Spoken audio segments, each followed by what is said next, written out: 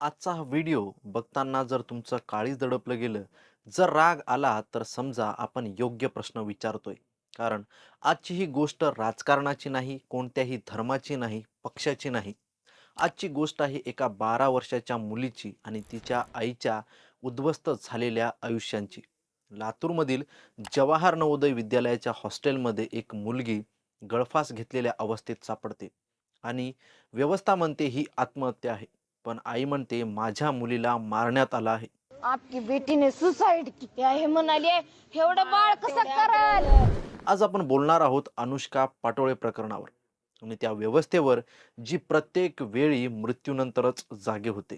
अनुष्का पाटोळे, वय अवघं 12 वर्ष, लातूर जिल्ह्यातील एका सामान्य कुटुंबात जन्मलेली हुशार, शांत आणि मोठी स्वप्न बघणारी मुलगी. जवाहर नवोदय विद्यालयात प्रवेश मिळणं म्हणजे तिच्या कुटुंबासाठी अभिमानाचा क्षण होता. आई वडिलांनी डोळ्यात पाणी आणून तिला हॉस्टेलमध्ये सोडलं. त्यांना वाटलं इथे आमच्या मुलीचं भविष्य सुरक्षित आहे. पण कुणालाच कल्पना नव्हती की तो शेवटचा निरोप ठरणार आहे. रविवारी सकाळी हॉस्टेलमधील खोली उघडली जाते आणि आत अनुष्का गळफास घेतलेल्या अवस्थेमध्ये सापडते. क्षणात खळबळ उडते.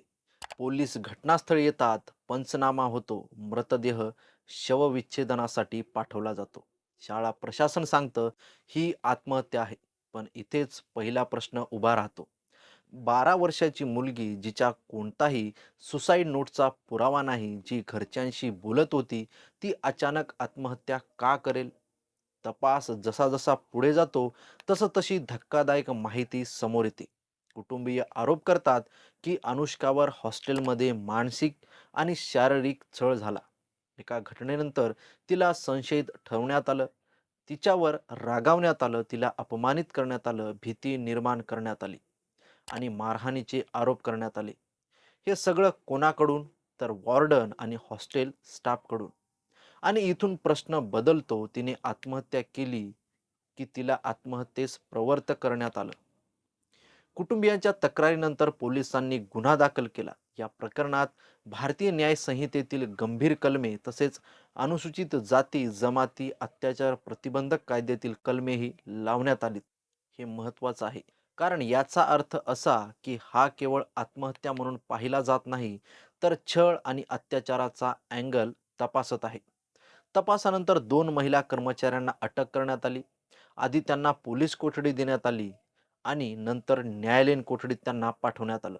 म्हणजेच प्रकरण गंभीर आहे आणि जबाबदारी निश्चित करण्याचा प्रयत्न सुरू आहे. आज एक प्रश्न विचारलाच पाहिजे. शाळा म्हणजे काय? शिस्त शिकवणारी जागा की भीती निर्माण करणारी व्यवस्था?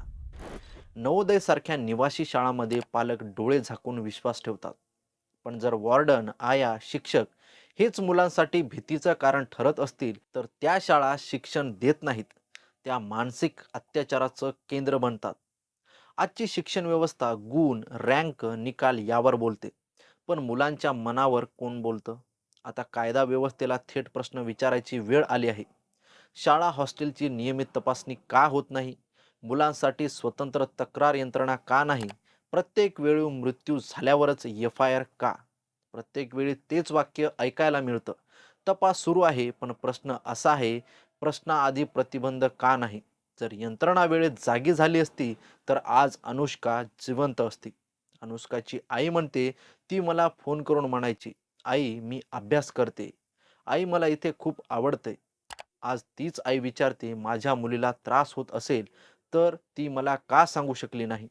कारण मुलांना शिकवलं जातं गप्प राहायला, सहन करायला. ती आई पुढे म्हणते, मी माझ्या मुलीला शिकायला पाठवलं होतं, मरण्यासाठी नाही. हा आवाज एका आईचा आहे, पण वेदना हजारो आईंच्या आहेत. आज स्पष्ट बोलायला हवं.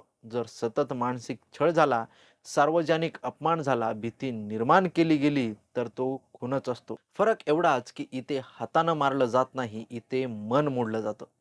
आज केसमध्ये अपडेट्स येत आहेत, अटक झाली आहे, तपास सुरू आहे, पण एक सत्य कधीच बदलणार नाही.